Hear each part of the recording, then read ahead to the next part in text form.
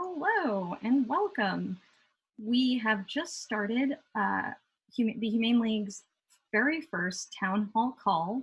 I'm so delighted that you can join us tonight, or yeah, tonight. It would either be probably 5 p.m. or later for you, likely. My name is Diana Semino. I'm the Senior Donor Relations Manager at the Humane League, and I'm just absolutely delighted that you can join us tonight. I see that we have our attendees kind of filtering in, so as they do, I'm just going to give you a little bit of background on what this call is all about and welcome you, and just thank you so much for coming. So, as I mentioned, this is our premier THL town hall call, very exciting. I wanted to just give you a little background because people are often surprised to learn that at the Humane League, it's an entirely remote organization. We don't have any physical office, so we have to get quite creative to bring our supporters, all of you lovely folks, into the fold and kind of give you an exposure to what we're all about. And the wonders of Zoom, this technology, enable us to do that very successfully, or, here's hoping, right? So what this call is all about is kind of giving you an overview of what the Humane League, how the Humane League's strategic priorities are, what they are, and how that will affect our work going forward. Basically, over the last 5 years, the Humane League has been driving this groundbreaking progress to end the abuse of animals raised for food, which is that's our mission. That's what we're all about. We've pressured hundreds of companies to create animal welfare policies that abolish the worst forms of abuse.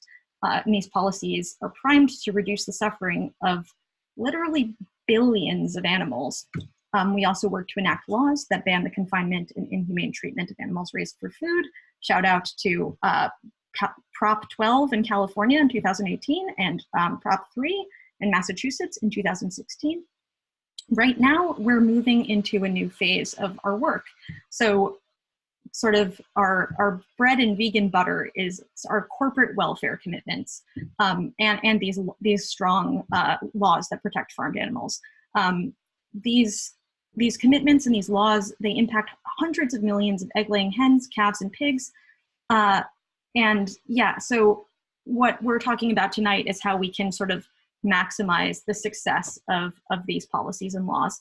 We're going to learn more about the strategic priorities and plans for enforcing these commitments and laws from our THL's president, David Komen-Heide, from our senior vice president of programs and development, Michelle Kucherak, and from our director of corporate relations, Chris Liptrot. Just want to give you a little bit of logistical info. If you would like to ask a question of one or all of our panelists, you can do so by clicking on the icon at the bottom of your screen. It looks like the letter Q in a box, and it says Q&A. That should populate for you a panel where you can type in a question. We will have approximately 20 minutes for questions at the end of the call, so I heartily encourage you to chime in and participate in this call by asking questions of our amazing panelists, if any should strike you. So first, it's my great pleasure to introduce THL's president, David Komen-Heide, who is going to be speaking about the Humane League's strategic priorities. Take it away, Dave. Hey, everyone. Thank you, Diana. For those on the video call, you should be able to see some slides I've got, but don't worry if you're on the phone, you won't be missing anything. My name is David Komen-Heide. I am indeed the president of the Humane League. I have been with the organization for about 9 years now, starting off as a volunteer coordinator, opening up shop in Boston. I want to thank everyone for coming out tonight to learn about the Humane League's work to help farm animals at our very first THL town hall. I'm very excited to have this new way of communicating with all of you directly, and we're really honored that so many busy and thoughtful people have decided to join us this evening, including many of our biggest supporters. I'm going to start off by sharing some information about who exactly the Humane League is and what our current strategic priorities are. Then I'll be handing over things to some of our staff to talk about those programs in more detail and some of our plans for the future. So the Humane League technically is a wonderful group of talented advocates. There's about 92 of us right now. These are advocates, lawyers, designers, organizers, campaigners who make up our team. And most of the staff are located in the US, although we have a team of 15 in the UK, 3 in Mexico, and 2 in Japan. Most of our international reach is covered by a coalition that we run called the Open Wing Alliance, which I'll be discussing a little bit later on. In addition to those folks, we have a really special focus on organizing the grassroots, and we recruit and train activists to provide the muscle for our work. And that's what Michelle is going to be talking about in just a little bit. And you'll have to forgive the sirens in the background. I live in Brooklyn next to a window, which provides an exciting tapestry of sound for all of our staff who talk to me every day. So whether it's paid staff or volunteers or interns or donors, we're all really united by our cause, and that's that we exist to end the abuse of animals raised for food. And that's a mission that I'm sure is shared by everybody on this call. And over the years, the Humane League has been involved in a number of different programs around the world towards this goal. But the one thing that unites all this work is not a single narrow strategy or one single idea. It's rather a certain approach to our work, which is that we choose pragmatism before ideology. So that is, at the Humane League, our advocates are trained to think of ourselves not as a particular kind of activist, whether it's a corporate campaigner or a leafleter or humane educator, but rather to pursue whatever works to move the ball forward for animals. Which leads me to the first of our 4 strategic priorities at the Humane League: to innovate and assess our impact. We aim to continuously adapt our strategy to the changing landscape, ensuring that we're consistently measuring our impact and making progress toward our mission. Our corporate work in Japan is a great example of this approach. We identified that if we wanted to secure true global cage-free commitments, then we need to build more of a foothold in Asia. And in particular, that Japan was an unusually important player with no corporate outreach or campaigns taking place. So when we first brought on our team in Japan, we tried some of the tactics that had been so successful in the US. We quickly learned that we need to innovate to succeed. So our excellent leader, Maho, attempted several new negotiation strategies over the course of several meetings and ultimately ended up with a program that is almost entirely different to the type of corporate outreach or campaigns that occurs here in the US. And because Maho was given the freedom to experiment with new approaches, Japan has gone from 0 cage-free commitments across the entire country to 26. And now, thanks to her approach of being more of a collaborative good cop with companies, we have major inroads in our relationships with producers and retailers in the region. So the corporate relation team's willingness to let go of how things have always been done exemplifies exactly the attitude that we expect from everyone on our team. And many individual goals are pointed toward this direction to make sure that we're always finding the most effective ways to move the ball forward. Which leads to our second guiding strategic priority, which is to lead an effective organization. Now, that probably doesn't strike many on this call as particularly inspirational or unusual. And it's true that probably most groups want to be effective and organized and well-run, but we really believe that it's important that we underline this priority, make it one of our 4 main strategic priorities at THL, and that we build many of our goals around it. In particular, it's because we want to cultivate a sustainable, operationally efficient, and most importantly, culturally rewarding place to work.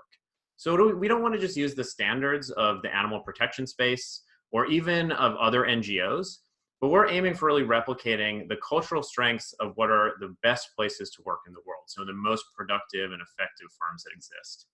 We actually have a full-time culture and engagement specialist on staff, and we track the staff satisfaction and growth with very frequent surveys to make sure that this priority is always on our mind. We've been growing really quickly for years. Many of our staff are young, and this might be their first career. We have incredibly dedicated advocates who would essentially work themselves to the bone for animals. So we think as leaders, it's on us to create a place where people can be in it for the long haul and where people can build the long-term connections and relationships that will form a stronger movement. Moving on to our third strategic priority, and to be clear, these are not necessarily in order of importance. It's to win major welfare reforms. So our plan is simple. We will secure cage-free and broiler chicken welfare commitments globally. When possible, we will influence legislation region by region. And we're talking about every single major food company around the world. That's the goal. Our longest running campaign in this area of our work has been banishing battery cages over the last decade. Most on this call are probably aware, these are barren wire cages where egg-laying hens are kept for their entire lives, rightfully considered one of the cruelest forms of factory farming in the world. And a lot of the Humane League's work has gone towards addressing this particular form of animal abuse. We campaigned to get these hens out of cages, and we've made serious progress. Chris is going to cover some of that in his talk. So we've seen enormous strides on this issue, and we're now moving into the enforcement phase of that campaign in the US. In the last 2 years, in the wake of the progress on cage-free, our focus in the US and now in the UK as well has been to reform the industry that raises and kills chickens for meat, known as broiler chickens. So from the point of view of industry, these chickens are essentially machines. They convert feed into meat as efficiently as possible. So over the last 60 years, we've seen the breeds of birds grow and grow and grow in size so that they can be slaughtered at a younger age. Currently, these birds will grow to be nearly 10 pounds by the age of 2 months, a staggering 5 times what they would weigh 60 years ago. That's how these chickens suffer every day. I mean, imagine if you weigh 150 pounds. If instead you weighed 750, but with your same bones and veins and lungs, many of these birds struggle just to breathe or walk. So we decided to do something about it. About 2 years ago, the Humane League launched the first ever US campaign to address these issues. We're talking about genetic changes, conditions, slaughter, a complete overhaul of the standards that virtually all these farms use. And we've been winning a ton of campaigns. At the start of each year, we set goals for campaign victories and new policies that we hope to achieve. In the US this year, we're aiming to secure 15 new broiler policies by the end of the year from major companies. And we're on track with 9 policies secured by THL. And that's 9 out of 20 policies total secured by the whole movement this year. So we're making a lot of progress. We have 140 corporations, including Burger King and Starbucks, who have signed on to our comprehensive chicken welfare commitment. And just 2 weeks ago, KFC in the UK became one of our biggest victories of all time by completely signing on to this commitment. Globally, we've also won 4 major global cage-free commitments so far in 2019, including the hotel chains Hilton and Best Western. And this is giving us a foothold in new regions like Asia, where global commitments can be leveraged as the first spark of change in a country. Of course, securing our work does also mean working on the enforcement of these policies and creating the real change on farms, which is, of course, what ultimately impacts the individual animals themselves. Chris is going to be speaking to that a little bit later on this call. So winning these commitments is one of our 2 major programmatic priorities, and that's for 2 key strategic reasons that I want to dig into. First, these meaningful welfare changes, removing animals from cages, ending the torture of industrial water bath slaughter in America, these are worthy causes in themselves, and for obvious reason. They reduce a lot of suffering. But by targeting institutions, we're able to impact literally hundreds of millions of animals with these victories. Second, this is also a social movement, and we must center it around a long-term vision to create a powerful force for animals. What animals need is for all of us to build real power, the power to shape laws and the society around us. This kind of institutional change allows us to engage people around the country in a cause they support. And most importantly, it allows us to build toward actual legislation and change in the lives of animals. And for the first time, the animal people, the people like us, are the ones that are setting the standards. And if we pull off the ban on cages in the US successfully, we can finally set our sights on much more ambitious goals and with a serious chance of success. But only if we're focused and thorough and committed to the hard work of changing these institutions and building a movement. And that leads into our final critical strategic priority: mobilize and train an expanding network. We aim to build a movement that is stronger than ourselves, in coalition with key animal protection groups around the world, strategically leading and facilitating collaboration and sharing resources. We want to cultivate a thriving global community of advocates, setting cultural norms of cooperation and shared victories. We utilize all channels possible to promote awareness and educate people about the reality that animals face every day on farms in order to bring them into the ground movement of our level, the ground level of our movement.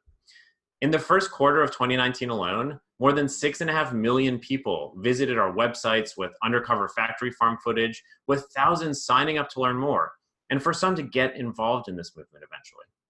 I won't go into our recruitment and organizing work in the US because Michelle is going to be talking about that. So instead, I want to talk about how this priority manifests internationally. Our belief is that we must think on a global level if we're serious about ending the worst abuses on factory farms. Particularly with our institutional programs, the companies that we campaign against are working and thinking on an international level. The success of the cage-free campaign in one region can see a displacement of farms rather than an elimination. This is even worse with the broiler campaign because of the import-export of meat. It's far easier than that of eggs, and hence there's a concern that progress in Western Europe, where campaigns can be won more easily, we'll simply see an expansion of the broiler industry or the cage egg industry into places like Poland and Ukraine and so on. Some of our most effective work comes from moving resources around the map at a global level. Even if that goes against a desire to build our own name and organization and reputation, we have to put that aside and consider what will go furthest for animals. Toward that end, we have 7 staff at the Humane League focused on organizing our coalition of 63 groups around the world, united in a common goal to end the abuse of chickens worldwide.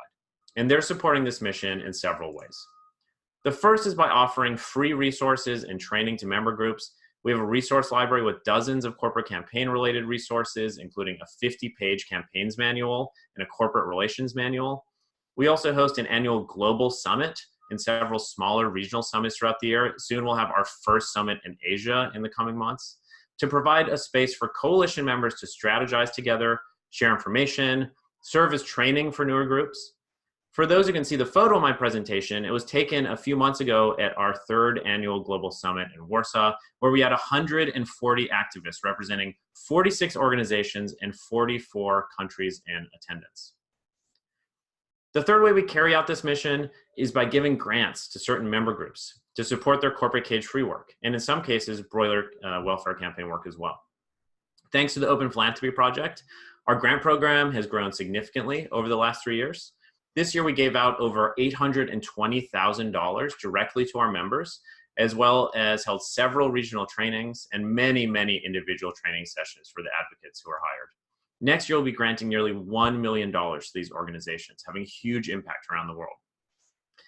And while it's true that this international grant program and training does help us win policies, and that our grassroots approach is important to our tactics here in the US, those are not really the main strategic reasons why we do them, or at least the most important. We're a long way from our goal of ending the abuse of animals raised for food. And for that reason, we have to see capacity building as the priority for the time being. This is both to gain increasing power over time, as well, frankly, as hedge in a strategically uncertain situation. Shorter term wins and welfare improvements are both good in themselves, obviously. But more importantly, they're instrumental in building up a functional coalition and a grassroots and public base of support for our issue. And while it's not necessarily the fastest route to a few short-term victories, always, we see the training and leadership development of grassroots activists and smaller global organizations as essential to the success of long-term goals. So you can see our true North Star is really creating this long-term foundation for serious change in the coming decades, and doing it by winning real victories and moving the needle bit by bit, year by year. So I have also asked Michelle to join us on this call. Michelle is our Senior VP of Programs and Development in the US, and she's been with THL for almost 5 years now. She came to our organization with an extensive background in grassroots organizing and fundraising and lobbying in a wide set of causes like the environmental and LGBT movements. And in the last months, Michelle has created a new organizing model for the Humane League with an eye towards the long-term future, and particularly the enforcement of the campaigns we've already won. So with that, I will sign off for now and hand things over to my friend, Michelle. Thanks, Dave. I'm excited to talk about one of my favorite subjects, organizing. All right, here we go. So, organizing. What is organizing, you might say? Well, we all know that the animal agricultural industry is a massive industry with serious advantages: power, money, influence, and the status quo behind them. We cannot compete with the amount of money that they have, and we must build power in other ways. So what we do is expose the truth, challenge the status quo, and organize people in order to build power. Fred Ross, a community organizer who worked with Cesar Chavez and Dolores Huerta, among others, describes organizing as providing people with the opportunity to become aware of their own capabilities and potential. You might have also heard the term mobilizing. Mobilizing is about getting large numbers of people to do simple tasks like signing a petition or liking a social media post. This is very important to show broad public support. However, it doesn't truly build power. Organizing, on the other hand, is about building relationships and building leaders, and those leaders recruit others. Organizing is about giving people real responsibility and ownership. Organizing builds power.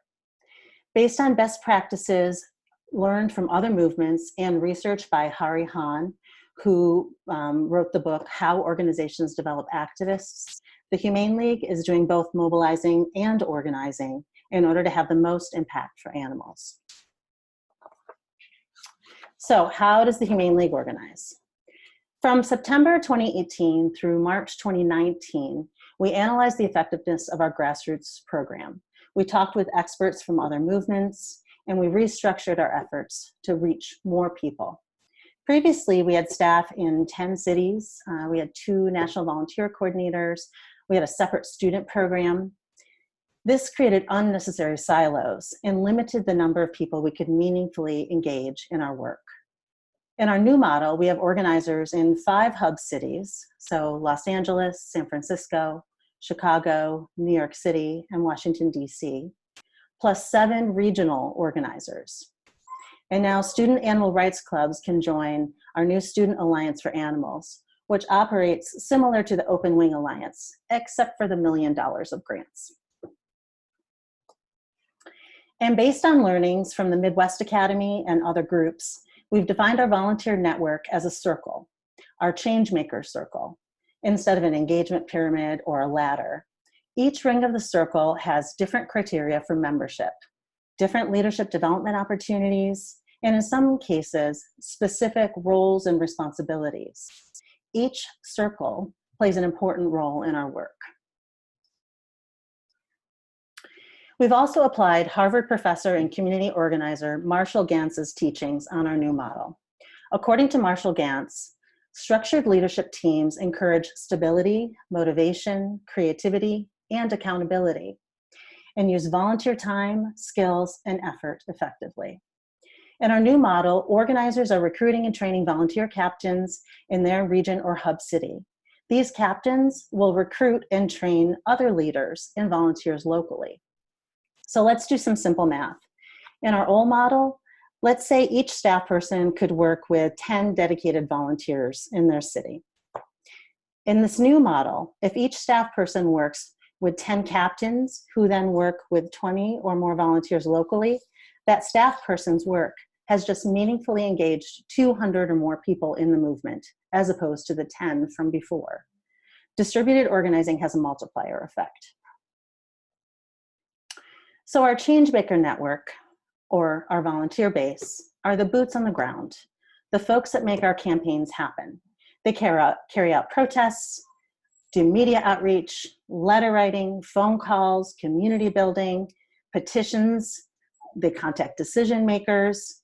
They post on social media. We would not be successful and will not be successful without them on all of our campaigns, whether it's veg advocacy, broiler welfare, or cage-free enforcement.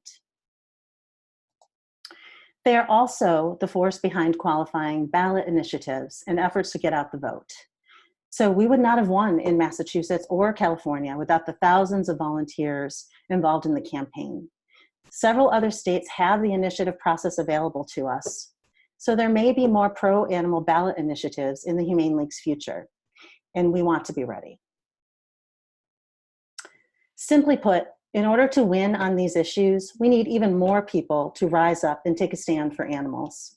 Our new organizing model is the foundation for building a broader and stronger movement. Thanks, and I will send it back to Dave. Thank you, Michelle, for your insights into our organizing. Of course, all this critical organizing work, all the progress that we've talked about can happen only thanks to the supporters around the world like yourselves who make it possible to build up our army of activists and pass laws and win commitments. You can always sign up yourself to volunteer at thehumaneleague.org, and you can always directly support us in many ways at thehumaneleague.org/donate. It makes a great homepage if you're interested in changing things up on your browser. Also, don't forget to submit some questions to our moderators. We're here to answer questions in the Q&A at the end, and some can be answered via text in the meantime. The next special guest on our call is Chris Liptrot. He's our Director of Corporate Relations. Chris has been with us for over 4 years now, and he currently leads on our corporate strategy and oversees the outreach to food corporations across the US, including attending meetings with corporate executives and negotiating for welfare improvements for farm animals. Chris is going to give some insight into our corporate relations work and chat a bit about the importance of enforcing existing policies. Take it away, Chris. All right, thanks so much, Dave. Really an honor to be speaking with all of you tonight. Like Dave said, my name is Chris. I'm the Director of Corporate Relations at the Humane League. And corporate relations at the Humane League was born very early on, after sort of our first campaign wins in 2015, as a way of really just letting food companies know about policies that we were securing and companies that were committing to go cage-free.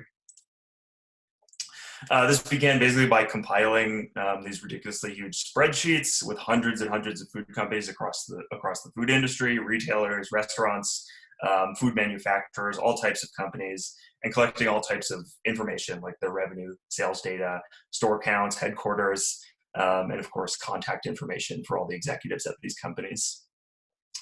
As we began outreach, just letting companies know about these successful campaigns we were running, somewhat shockingly, some of the companies started responding to us and actually asking to meet with us in person.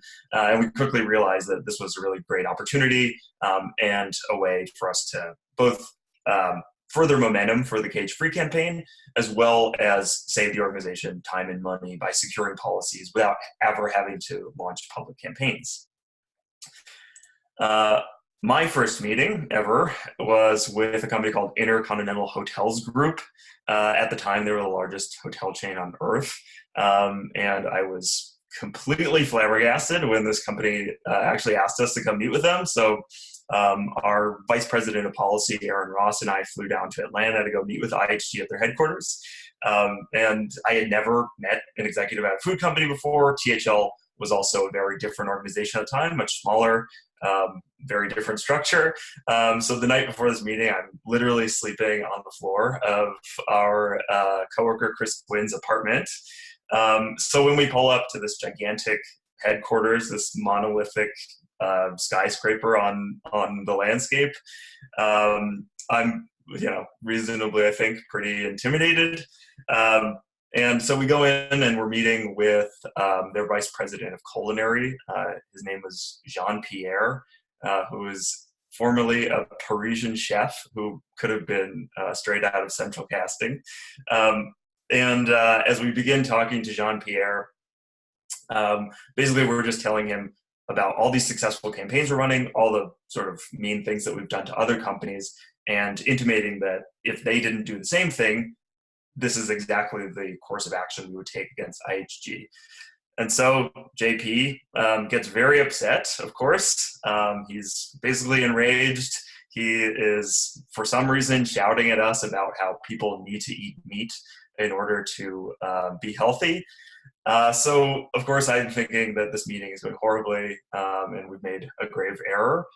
And as we're walking out the door, the last thing that JP says to us is that IHG probably will be producing a cage-free policy in the near future. This was pretty shocking, and indeed a few months later, IHG did produce this policy, even quoting Aaron in that policy. So very early on in my career doing corporate relations, this was a great example for me that as activists, we have this tremendous amount of power to affect change on a really huge level.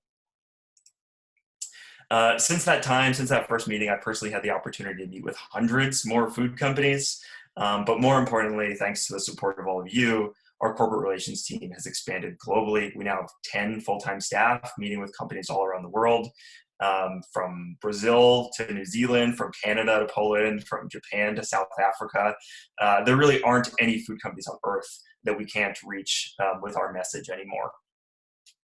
And over the years, with the help of our campaigns department, our organizers, and others in the movement, we've helped to secure hundreds of policies to improve the lives of chickens all over the world. In the US alone, we've helped to secure cage-free policies from every major food service company, restaurant chain, food manufacturer, food retailer, in basically every major food company there is. And to date, over 400 companies have committed to going 100% cage-free in the US by 2026. These policies have already begun to have a tremendous impact on the entire national layer flock here in the US. Since THL's first ever campaign victory against Sodexo back in February of 2015, the proportion of cage-free layer hens in the country has shifted from roughly 6% to roughly 20%. To date, there's over 67 million cage-free hens in the country, and that's a growth of about 45 million since our first ever cage-free victory. So obviously a lot of success here, but to continue on this path towards a country without cages, our corporate relations team has now shifted from securing policies from companies to ensuring that the companies that we've already secured policies from follow through on their commitments to animal welfare. And one way that we're doing this is through a platform called Chicken Watch, which is basically a website in which any animal group from around the world can submit cage-free policies that they're aware of. And to date, Chicken Watch is tracking 415 policies that affect the US alone. Another tool that's out there is a report that's produced annually called Egg Track, and this is produced by the folks at Compassion and World Farming. And this is basically a digest of every single company that is publicly reporting against their commitments to go 100% cage-free. Our goal at THL basically is to get all of these companies who have committed to going cage-free, that 415 number, to start reporting. So those numbers would start showing up on reports like Egg Track, and we're able to track year on year what companies are actually doing to change the types of eggs that they're purchasing and the welfare of hens in their supply chains. So there are literally hundreds of companies with these policies, like I said, over 400, and all of those timelines are coming due within the next 7 years. The latest timeline out is 2026. The vast majority of those companies have committed to go 100% cage-free by the end of 2025. So looking into the future, we've obviously got a lot of work to do, and we'll have to build a lot of power in order to make sure that we're able to make companies follow through on these policies. For this year, our primary goal as an organization is to ensure that the companies that have timelines coming due, companies that have committed to be 100% cage-free by the end of this year, follow through on those commitments and at least begin reporting against their cage-free commitments so we know what percentage of cage-free eggs they're already sourcing, if they're not 100%, and be able to track those basically year on year. We already have set some kind of precedent for success in this space. In 2018, we launched our first ever successful enforcement campaign against Marriott, the current largest hotel chain on earth. They recently usurped IHG. And previously, Marriott had committed to go 100% cage-free in 2015, which was basically just a completely unrealistic timeline. So we launched a campaign against Marriott because they weren't even saying publicly what they were doing on this issue. And within just a couple weeks, Marriott not only reaffirmed their commitment to go 100% cage-free, they also committed to reporting on an annual basis and expanded the scope of their policy to include their entire global supply chain. This year, we took very similar actions against Marriott's top competitor, Hilton. And again, within just a few days of launching a campaign, Hilton is well committed to reporting annually, and both companies have started reporting this year. For 2019, we've identified about 20 corporate targets that have committed to reach 100% for all or part of their supply chain by the end of this year. We've been engaging with every single one of these companies since roughly March of this year. And some of them already have started reporting. Some of them have committed privately to us that they will report. Some of them have told us that they are 100% cage-free. A number of different actions that these companies have taken.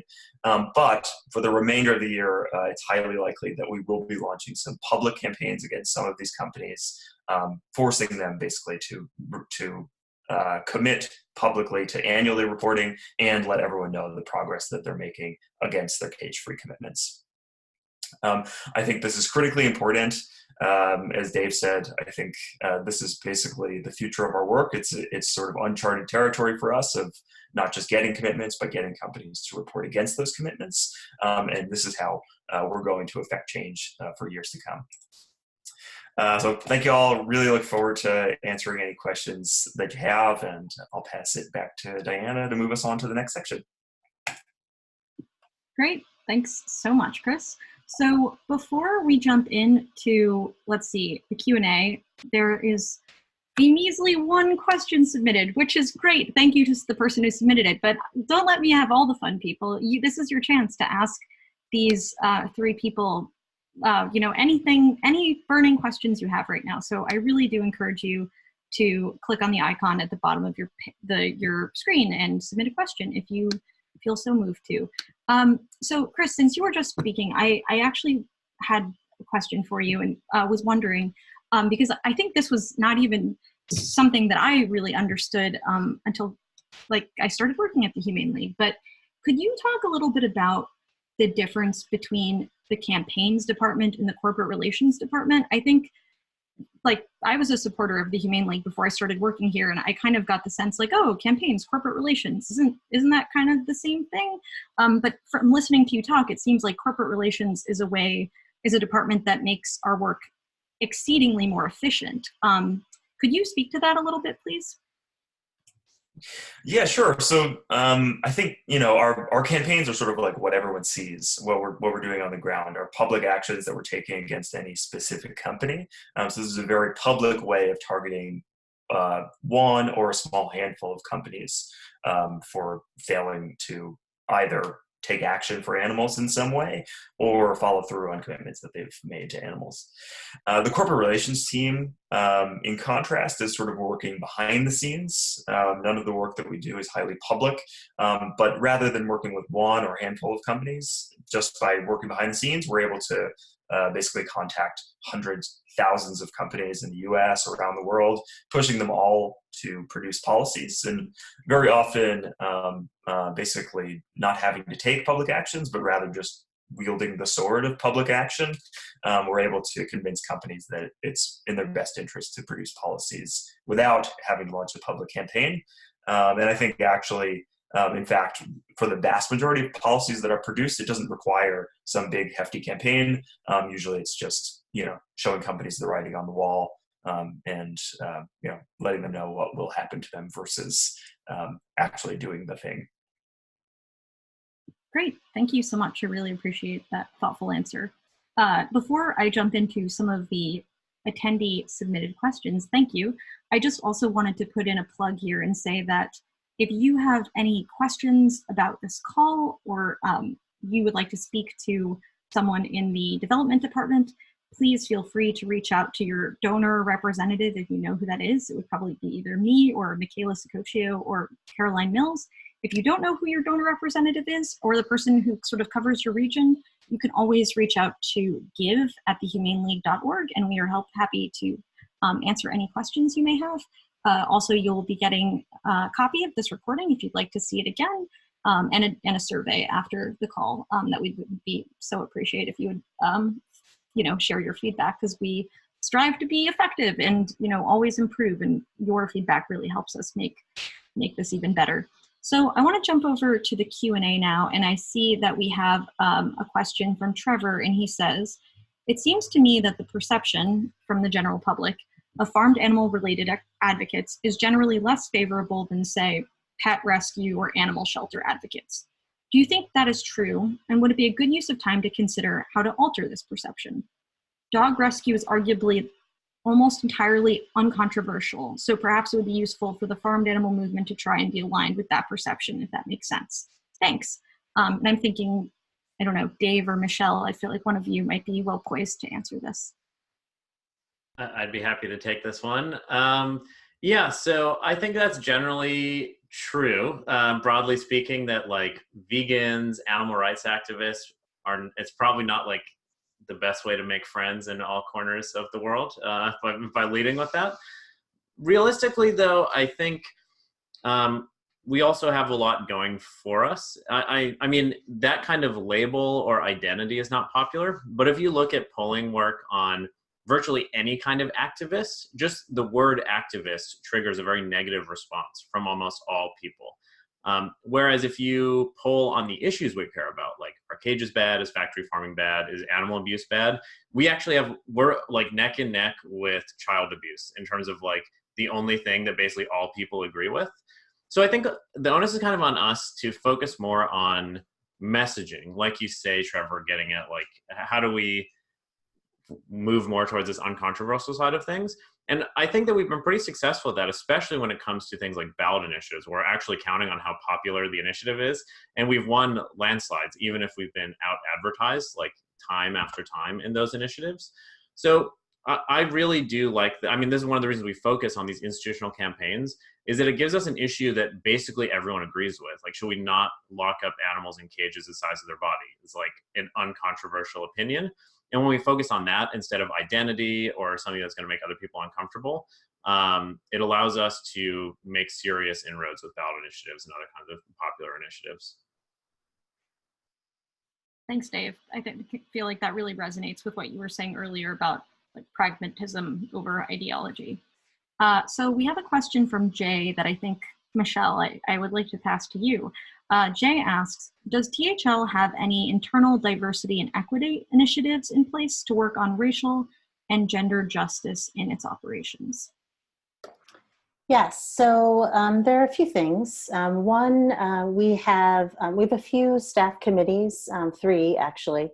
One of the 3 is our Equity and Inclusion Committee. It's been in place at the organization for the past 3 years. And the Equity and Inclusion Committee serves as a resource for staff on issues, trainings, and generally addressing issues that we need to focus on to make the Humane League more equitable, diverse, and inclusive.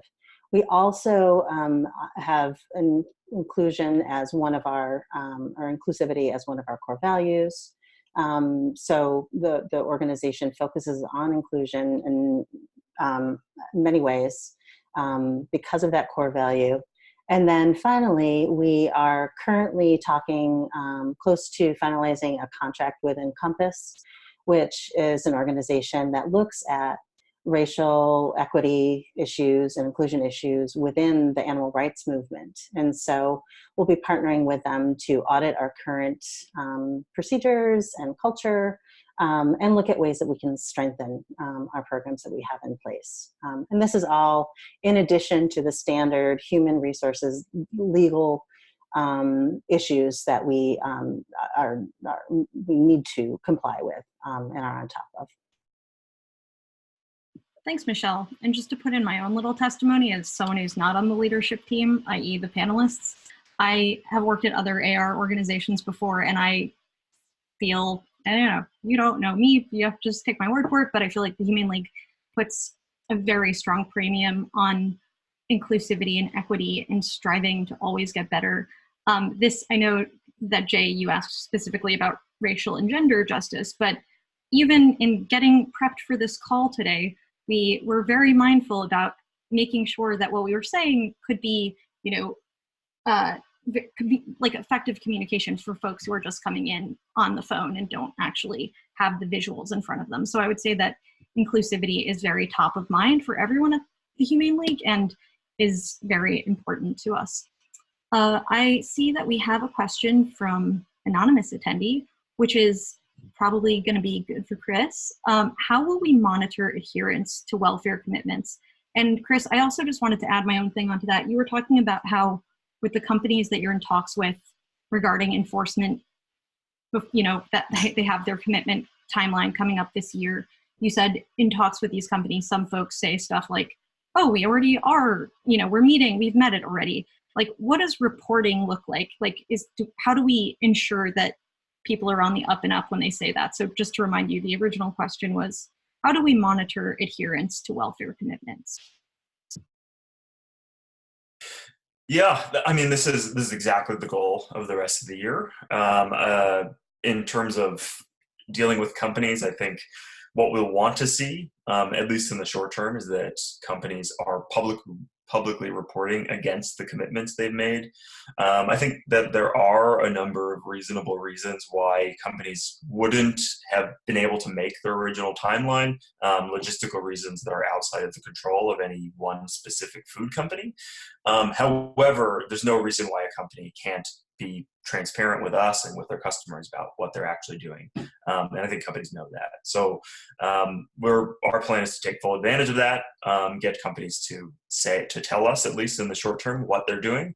And then on an annual basis, year on year, we'll be able to track their progress, see the companies that aren't making progress, and continue in dialogue and pushing them and, you know, using our full toolkit to get them to follow through on their commitments. Great, thank you so much, Chris. Dave, here's a question that I think would be for you. Anonymous asks, says, amazing work in Japan. Sounds very promising. How big is your team there right now? And can you talk about further plans to develop your team in Asia? Yeah, definitely. We have also been incredibly pleasantly surprised and excited about the progress we've seen in Japan. Unbelievably, our team are only 2 people, Maho and Takeshi. Maho started off for a long time on her own until adding Takeshi to the team. And you have to keep in mind, you know, we're a remote organization. We have people, you know, in the UK working with teams in the US, for example. But the time difference in Japan and the fact that there's essentially no structured animal protection movement existing in that country means that these are 2 individuals essentially out in the wilderness working in a business culture that is quite different than the typical places where we've won campaigns, kind of figuring it out and like getting support where they can. But these are 2, to me, of like the most heroic individuals that we have working for the organization or just in the movement generally.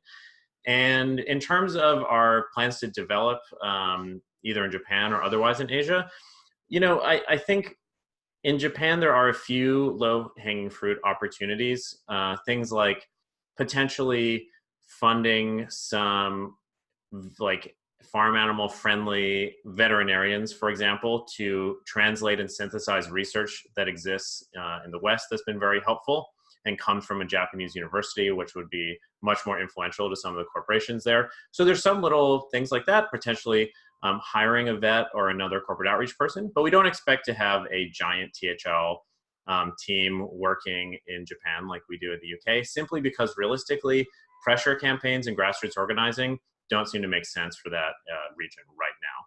That said, we do see Asia, for good reason, I mean, most of the world's farm animals are there, as a big priority for us into the future, and particularly for the Open Wing Alliance. So their most important goal this year is around recruiting groups in Asia or helping found groups and giving support to those organizations.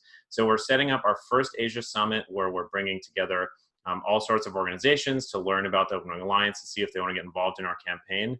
And we're consistently on the lookout for new groups that we can start bringing along. I know Chris has attended the Animals Asia conference and met a bunch of organizations there that are now part of the team.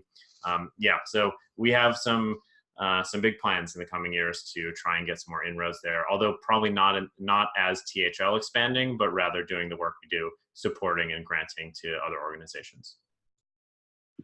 Thanks, Dave. And before we jump into more questions, I just wanted to, I feel so awestruck thinking about this, that Maho and Takeshi, you know, Japan is like I think the 3rd largest consumer or producer of eggs in the world. There is so much animal farming going on in Asia, and to be just starting this work and already having such tremendous success is incredibly inspiring. I think it's also important to stay grounded and realize, like Dave was saying, this is the long game. We need to have a long-term strategy. And we thank all of you so much who are on this call for supporting the Humane League's work. And I hope continuing to support it into the future, which you can always do via a donation on our website if you feel so moved. So let me jump back to our Q&A panel and see what else we've got here. So Jack is asking, what partnerships have helped with getting corporate buy-in for cage-free initiatives? Chris?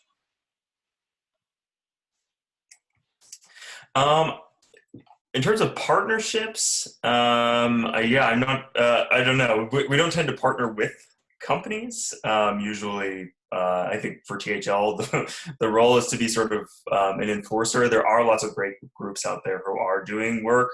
We're partnering with companies, sort of like holding their hand through the process, walking them along the path towards treating animals better. And I think that that's really important work for sure. And, I'm very thankful that those groups are out there doing that. But I think the niche that THL fills is really being an enforcer and making sure that companies are making these commitments and then following through on them and sort of taking more aggressive action. Some of the partnerships that have benefited us for sure in terms of doing this work is working really closely with the animal protection movement. So I think while we tend to be the aggressor with companies, we're sort of pushing them really hard, being the aggressive ones. We're sort of taking the opposite role with the rest of the animal rights movement, where we want to be as collaborative, we want to be as friendly as possible, bringing people in, bringing people together, and working in tandem with a lot of activists and other organizations has been a big part of my work, a great privilege for me, and also has, I think, had a lot of benefits towards our corporate work and generally for animals. Thanks, Chris. Actually, so this question here kind of, I think, is a nice bridge to the idea of partnerships, and I think this might be a good question for you, Michelle. So Anonymous says, hi, considering the massive success this year of alternative meats like Beyond and Impossible, have you considered incorporating the grassroots skills that the Humane League is so good at to push for the promotion of these products instead of just for more humane meats? Sure. So we see our work in the U.S. as in 3 different program areas. So we have our cage-free campaigns and enforcement, we have our broiler welfare work, and then we have our veg advocacy work. So this veg advocacy work used to be focused on individual outreach through leafleting. And now we're developing our new approach for veg advocacy that is focused more on institutional campaigns. Right, for this year, the focus is more at the local level, so empowering volunteers to get more vegan options locally through trainings and toolkits. It may also look like partnering with other organizations like Veganuary or the Vegan Challenge to build more awareness and more public support for our veg advocacy work. And then part of that could be getting these local veg options campaigns as mini campaigns to train activists on how to make a difference locally. And then we're going to look at taking that broader. So we are part of coalition talks to look at protein diversification to make sure that the different animal protection organizations are approaching this with a unified message, asking companies to add more vegan options or definitely looking at ways that we can promote other products that are available. But that is more for the future. So for next year, likely, our broiler welfare campaigns and our cage-free enforcement campaigns are the priority right now while we start building up our base through local veg advocacy. Great. Thanks, Michelle. Thanks for sharing your perspective on that. So Dave, Tarun says, I understand that securing cage-free and welfare policies and securing enforcement and reporting in a timely manner are all important priorities. What do you think is the best way to balance these goals? Thanks.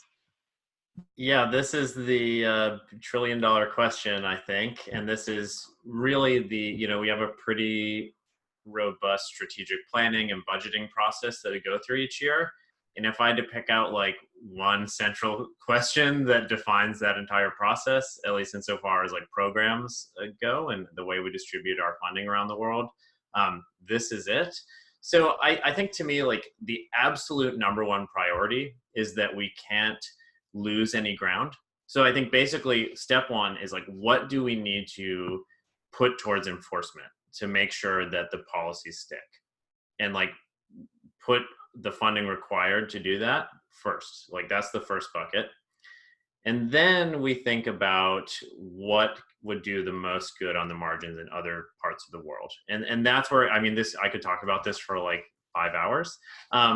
And that's going to be a mix of things. Like, where do we start seeing diminishing returns? How much money can groups in other areas absorb, or how much new campaigning can THL do in different areas? So we kind of want to max out the low-hanging fruit. So for example, there's like a bunch of OWA orgs where we know like the first $25,000 in training that we spend on our staff to go and support them is going to just have like a huge, going to transform the group that might be the only group in a country. So that's like an obvious win. But then it gets way more complicated when we're deciding between the US and the UK and Mexico and what to distribute on things like the broiler campaign and where we see the most potential progress. And that honestly is more quarter by quarter, monitoring our goals. Like for example, recently we've decided to shift likely some more US funds to the UK for campaign costs because we've seen a lot of traction on some of the broiler campaign tactics there. So it's an obvious win for animals to move a little bit of funding over to the UK's coffers for the time being. So you kind of have to be willing to adapt and adjust to the landscape as we see it. But shortest answer to the question is we cannot lose ground. Like we have to be defensive here. We have to make sure we actually close the deal. Otherwise, all the money we spent to begin with is just, lost, essentially sunk costs. Wow, thank you. Sounds like you could write a book on the art of the deal. So we have about time for one more question, and there is one more question, so y'all are perfect. Thank you for submitting so many wonderful questions. Chris, this one's for you. Follow up to the adherence question. How do we know companies are being truthful? Can we use other means of validation like drone video or something? This is a great point. Yeah, I think that in the case of getting these commitments, getting companies to say they're going to do something, one of the issues with enforcing those is that there's not really a legal risk for the company. They can say whatever they want. We're going to be cage-free by X year, but there's nothing legally complying, like forcing them to be compliant with that commitment. However, now that we're switching gears to enforcement, companies literally saying on their website that they are 100% cage-free, there is a legal risk now. They're making a claim and telling their customers that they are sourcing some sort of product.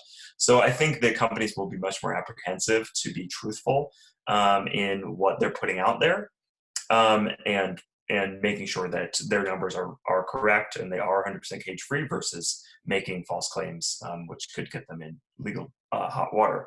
I think also the fact that just companies saying that they are 100% cage-free will get other companies to make real moves in also reaching 100%. In terms of drone video, that would be awesome. Yeah, I don't know that we have room in the budget to buy drones, but yeah, a fleet of drones flying around over factory farms, that'd be really awesome. Cool, thank you. So this is about time for us. I want to thank all of our attendees for calling in. We couldn't do this without you, literally. So thank you for all that you do to support the Humane League. Thank you to our wonderful panelists. I found this call to be incredibly enlightening and inspiring, so keep up the good work. And I would really encourage you to fill out the post-call survey when you receive it in your inbox, because we really prioritize effectiveness here, and we really prioritize inclusivity, which means hearing from you as well. Your feedback is very important to us, and anything that we hear that can help us make these calls better in the future is a win for us and ultimately a win for the animals who we are fighting so hard for every single day. So thank you, everyone, and yeah, looking forward to the next one, and I hope that you all have a lovely evening. Thanks so much.